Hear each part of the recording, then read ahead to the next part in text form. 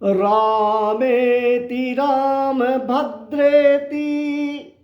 रामचंद्रेति वा स्मरन् नरो न लिप्यते पापैर् भुक्तिं मुक्तिं च विन्दति। सभी सनातन धर्मियों को, सभी इष्ट मित्रों, बंधु बांधवों, स्वजनों को होलिकोत्सव के पावन पर्व की हार्दिक मंगलमयी कामनाएं। भक्तों, भागवत जी की कथा में आगे चलते हैं। प्रलंबासुर का वध बलभद्र भगवान ने किया है। अब सुखदेव स्वामी आगे की कथा राजा परीक्षित जी को सुना रहे हैं। सुखदेव स्वामी कहते हैं राजा परीक्षित से कि राजन, वर्षा ऋतु आ गई है। अब गोचारण करते हुए वर्षा ऋतु में हमारे भगवान गोपाल जी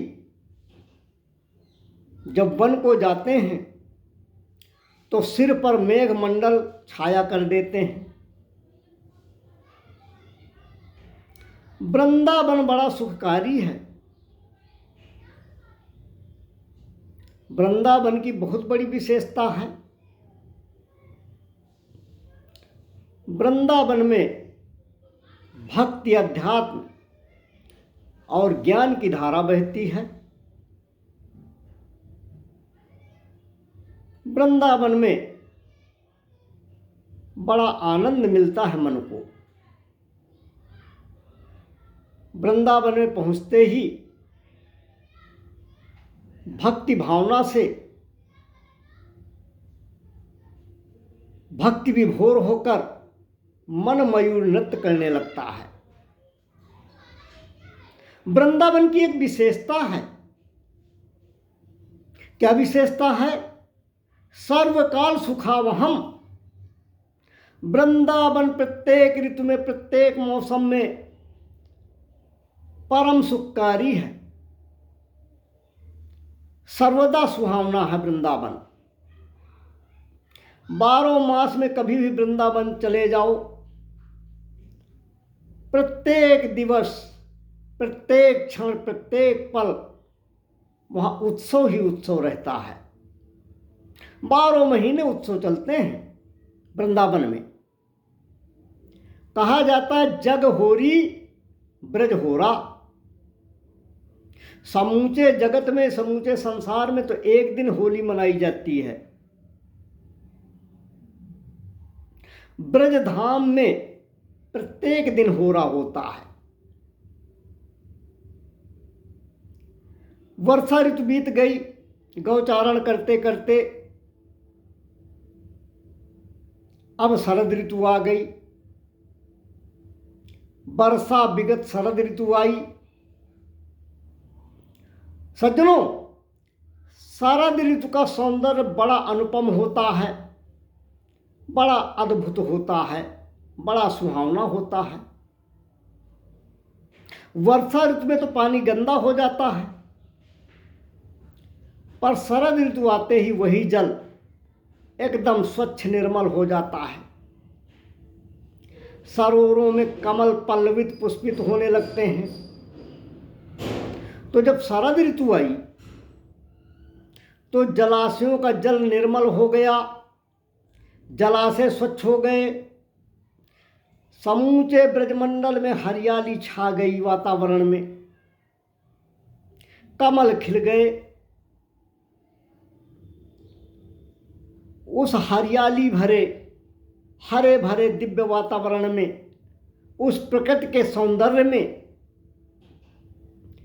हमारे माधव सरकार का मन इतना मुग्ध हुआ कि उन्होंने मुरली की तान छेड़ दी और भगवान ने उस मुरली की ऐसी मीठी मीठी तान छेड़ी कि संपूर्ण त्रैलोक्य उस मुरली का दीवाना हो गया। भगवान के मुरली की तान सुनकर त्रैलोक्य मंत्रमुग्ध हो गया, भाव विभोर हो गया।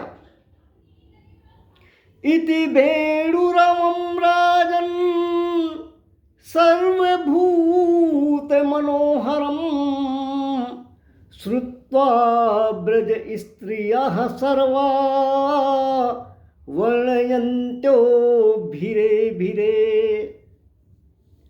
सुखदेव स्वामी कहते हैं, परीक्षित, शरद ऋतु में भगवान श्री कृष्ण ने मुरली की ऐसी तान छेड़ी कि उसकी मीठी मीठी आवाज सुनकर, उसका सुमधुर संगीत सुनकर त्रिलोकी मोहित हो गया। ब्रज की गोपियां अपने घरों में कामकाज निपटा रही हैं, परंतु उन घरों का काम कर रही गोपियों के कानों में गोविंद के बंसी की मधुर ध्वनि जहाँ पड़ी, वो अपने आप को भूल गईं।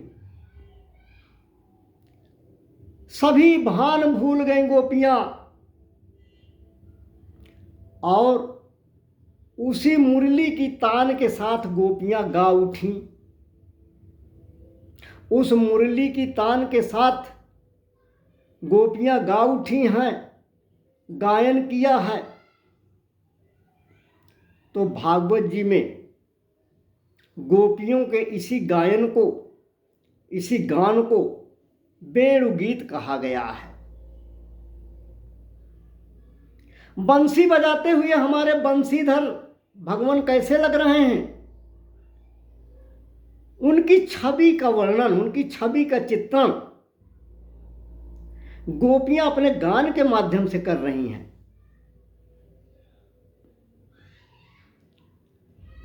गोपियों के साथ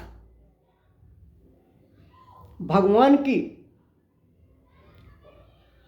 इस छवि का दर्शन गोपियों के साथ हम करेंगे तो हमारा जीवन धन्य हो जाएगा। आइए हम भी भगवान माधव सरकार का, भगवान बंसीधर की बंसी बजाती हुई छवि का दर्शन गोपियों की दृष्टि से करते हैं। गोपियां कहती हैं, बर्हा पीड़म नटवर बपुः कर्णयो है कर्णिकारम बिभ्रद वासः कनक कपिसम वैजयंती चमालाम रंध्रान वेणोर्धर सुधया पूरयन गोप वृंदै वृंदारण्यम स्वपद रमणम प्राविशद गीत कीर्ति। कहते हैं, भगवान की बंसी वन में बज रही है, बंसी वन में बज रही है। वृंदावन में गोपियां अपने घरों में उसकी तान सुन रही हैं, परंतु उस वन में बज रही बंसी के स्वरों में इतना तादात्म्य है, इतना आकर्षण है, इतनी आत्मीयता है, इतना खिंचाव है कि सभी गोपियां भगवान के प्रति इतनी समर्पित हो जाती हैं, इतनी भाव विभोर हो जाती हैं कि उनको बंसी वाला साक्षात अपने सामने खड़ा नजर आता है। और भगवान के इसी स्वरूप का, भगवान की इसी झांकी का वर्णन गोपियां अपने गायन में कर रही हैं। गोपियां कहती हैं, वर्हा पीढ़म अर्थात मोर का पंख जिनके मस्तक पर शोभा पा रहा है।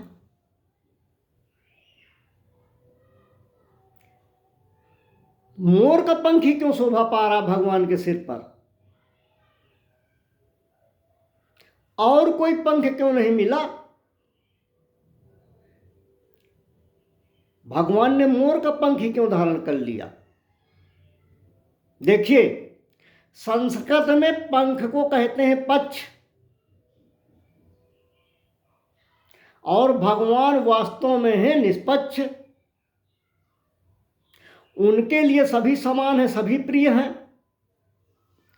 स्वयं भगवान कहते हैं कि सब मम प्रिय सब मम उपजाए।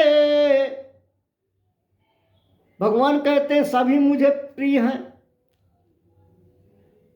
सभी मेरे उत्पन्न किए हुए हैं, परंतु भगवान ने धारण किया है पक्ष अर्थात पंख।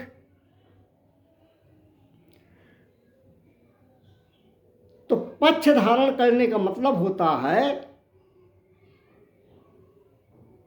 कि हम किसी की ओर हैं, हम किसी के लिए पक्षपाती हैं।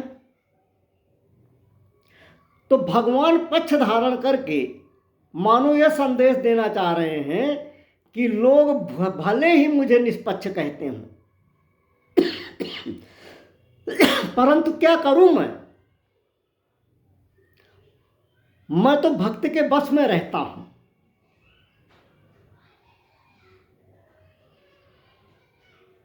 भगत के बस में है भगवान। भगवान कहता है, भगवान जी कहते हैं कि मैं भक्त के बस में ऐसा रहता हूं कि मैं उनका बिना पक्ष लिए रह नहीं सकता। मैं भक्तों का पक्ष निश्चित रूप से लेता हूं। भगवान जी कहते हैं, समदर्शी मुह कह सब को सेवक प्रिय अनन्य गति सो। मुझको सब कोई समदर्शी कहता जरूर है, और मेरे लिए सब समदर्शी हैं भी, लेकिन भक्त मुझे बहुत प्रिय है और भक्ति की गति अनन्य है। भक्त की श्रेष्ठता को कोई नहीं पा सकता है। भगवान का भक्त भगवान के लिए सर्वश्रेष्ठ है। अब प्रश्न यह उठा कि भगवान ने मोर का ही पंख क्यों धारण किया? पंख तो चाहे चिड़िया का हो, कौवे का हो, कबूतर का हो, तोते का हो, मोर का हो, सभी पक्षियों के पंख को पक्ष ही कहा जाता है। तो भगवान ने किसी और पक्षी के पक्ष को क्यों नहीं धारण किया? मोर का पक्ष ही क्यों धारण किया? तो देखिए भाई, इसमें विद्वानों का मत यह है कि मोर परम योगी पक्षी माना गया है। अन्य सभी जीव तो विषय भोगी होते हैं, चाहे पशु पक्षी हो, जानवर हो, कोई भी हो, सभी विषय भोगी होते हैं। पर मोर अन्य जीवों की तरह विषय भोगी नहीं होता है। मोर विषय भोग नहीं करता है। तो प्रश्न ये उठता है कि जब मोर विषय भोग नहीं करता है तो मोरों की सृष्टि कैसे चलती है? मोर मोरनी भी तो इस सृष्टि में पैदा होते हैं। तो इसका उत्तर यह है कि मोर जब प्रेम में गदगद होकर, प्रेम में पुलकित होकर, भाव विभोर होकर नृत्य करता है, तो उस समय मयूरी अर्थात मोरनी उसके चारों ओर घूमती है, उसके आगे पीछे घूमती है। और जब मोर नृत्य करते करते प्रेम में उन्मुक्त हो जाता है, भाव विभोर हो जाता है, प्रेम उन्मुक्तता भाव विभोरता की पराकाष्ठा में पहुंच जाता है, तब मोर की आंखों से प्रेम के आंसू टपकने लगते हैं। झल झल झल झल झल झल प्रेमाश्रु टपकने लगते हैं। और जब मोर के वो अश्रु रूपी प्रेम बिंदु गिरते हैं तो मोरनी उन्हीं अश्रु बिंदुओं का पान करती है और गर्भवती हो जाती है।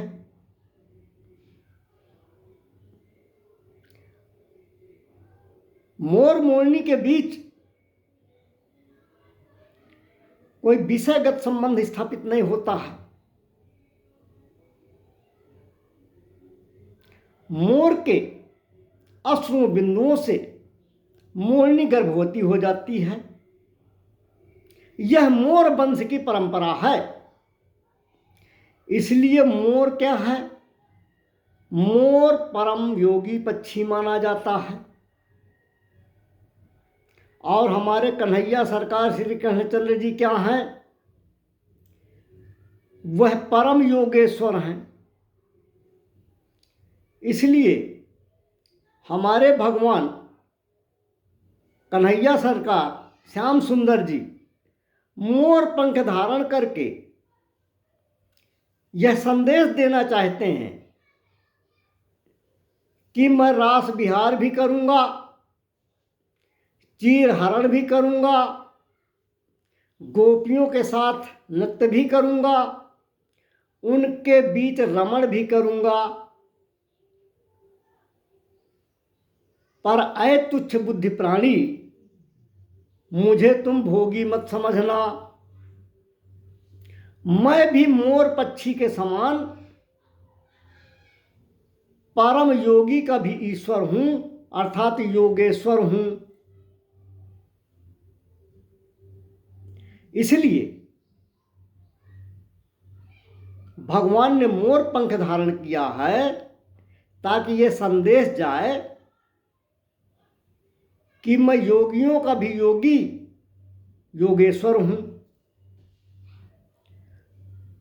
नटवर बपू भगवान का नटवर बपू है। नटेश वरह नटवरह।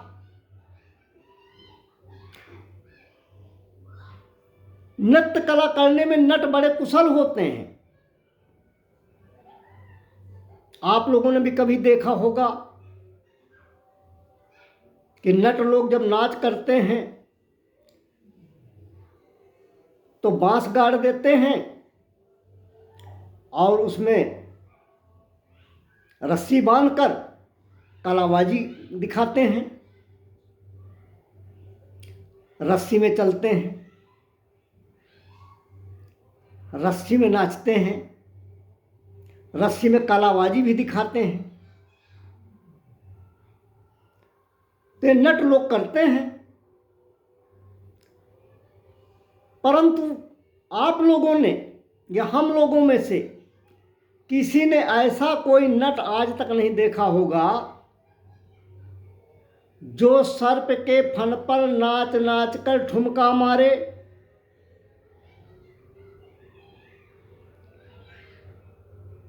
भगवान श्याम सुंदर ही ऐसे हुए हैं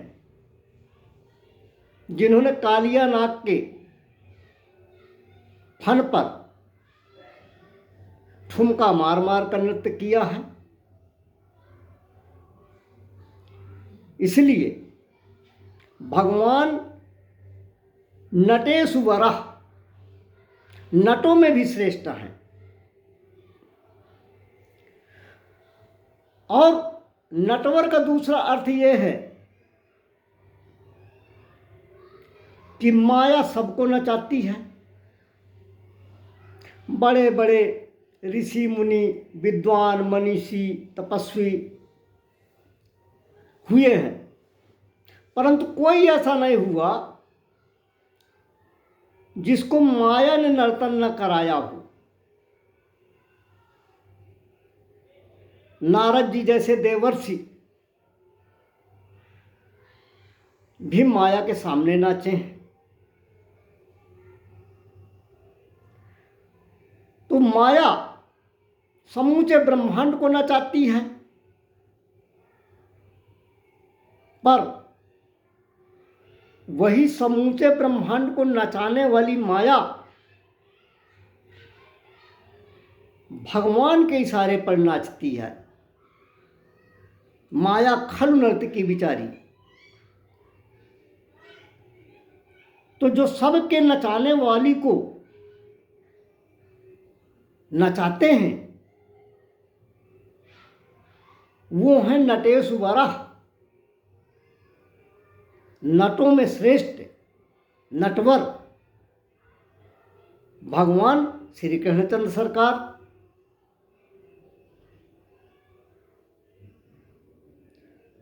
नट जब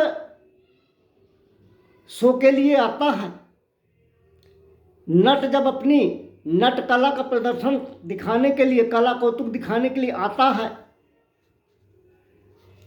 तो बड़ा सज धज कर आता है। तो एक दिन के लिए सजता है, जब उसका प्रोग्राम होता है, जब उसका कार्यक्रम होता है। और इसी प्रकार एक वर होता है, यानी हर मनुष्य एक दिन दूल्हा बनता है। तो वह वर अर्थात दूल्हे राजा के रूप में पुरुष को भी एक दिन सजने का मौका मिलता है। और पुरुष को सजने का मौका मिलता है शादी के दिन।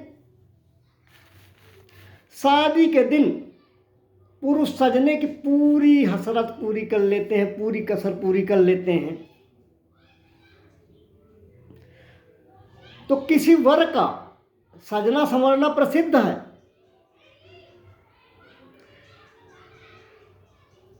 लेकिन भगवान का सौंदर्य माधुर्य तो इन दोनों से क्या तुलना है उसकी।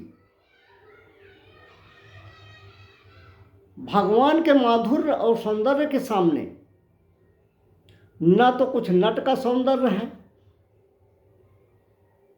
न वर का सौंदर्य है। ये तो सजने के बाद कृत्रिम सौंदर्य दिखाते हैं नट और वर।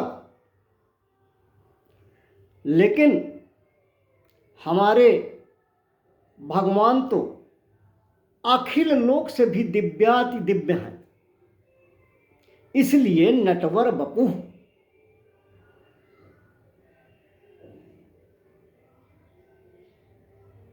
अब कर्णयोः कर्णिकारम, भगवान के दोनों कानों में कनेर के पुष्प हैं। पीले पीले कर्णिका के पुष्प हैं। बिभ्रत वासाः कनक कपिशम वैजयंतीम च मालाम। भगवान के सांवले सलोने वर्ण में जो पीतांबर परिधान है वो बिजली के समान चमक रहा है। वैजयंती माला कंठ में लहरा रही है, पीतांबर फहरा रहा है। रंध्रान वेणोर्धर सुधया पूरयन गोप वृंदई है। अब हमारे कन्हैया सरकार इस सुंदर गोप वेश में बंसी बजाते हुए, गौओं को चराते हुए वृंदावन के अरण्य में, वृंदावन के वन में प्रवेश कर रहे हैं। और जो उनके साथ ग्वाले चल रहे हैं वो ग्वाले उनकी निरंतर कीर्ति का बखान करते हुए जा रहे हैं, उनकी महिमा का गान गा रहे हैं। वेणु का अर्थ क्या है? वेणु से क्या मतलब है? वह ब्रह्मानंदः इह विषयानंदः तो अणु यस्मात् सा वेणु। जिस वेणु के अर्थात जिस बंसी के दिव्य स्वर को सुनकर ब्रह्मानंद और विषयानंद दोनों अणु की तरह तुच्छ हो जाएं, वही है वेणु। और यह वेणु केवल बांस की एक बंसी मात्र नहीं है, ये तो वंशस्तु भगवान रुद्रः अथर्व वेदोक्त श्री कृष्णोपनिषद में आया है कि हमारे भूत भामन भगवान साक्षात भोलेनाथ ही गोविंद की सेवा के रूप में इस बंसी के रूप में अवतरित हुए हैं। भगवान ने इस बंसी को इतना सम्मान दिया है, इतना प्यार दिया है कि गोपियों के सबसे ज्यादा जलन इसी बंसी से होती है। गोपियां इस बंसी से ईर्ष्या करती हैं। गोपियां कहती हैं बंसी हमारी सौत है, इस बावरी बंसी ने हमारा सुख चैन छीन लिया है। गोपियां कहती हैं, गोपियां कहती हैं हम सुबह सुबह जब उठती हैं या जब शाम को निकलती हैं तो सुबह शाम हम अपने कन्हैया सरकार के दर्शन के लिए तरस जाती हैं। और इस बंसी को तो देखो, 24 घंटे उनके अधर सुधारस का पान करती रहती है, उनके होठों से ही चिपकी रहती है, प्रति क्षण प्रतिपल भगवान के साथ रहती है। तो बंसी शिव स्वरूप है और इस शिव स्वरूप बंसी की भगवान बहुत सेवा करते हैं, बड़ा लाड़ प्यार दुलार करते हैं। सारी प्रकृति इस बंसी के स्वर से प्रभावित हो जाती है। इस बंसी की तान स्वर्ग तक जाती है तो रंभादिक अप्सराएं भी ताथा तैया करके नाच रही थीं। और जब बंसी का स्वर सुना रंभादिक नर्तकियों ने तो अपना नाच ही भूल गईं। बंसी की तान अप्सराओं को भी इतना आकर्षित करती है कि वो अपना स्वरताल भूल जाती हैं। बंसी की तान उनके मन को ऐसा खींचती है कि स्वर और ताल का ध्यान ही नहीं रहता,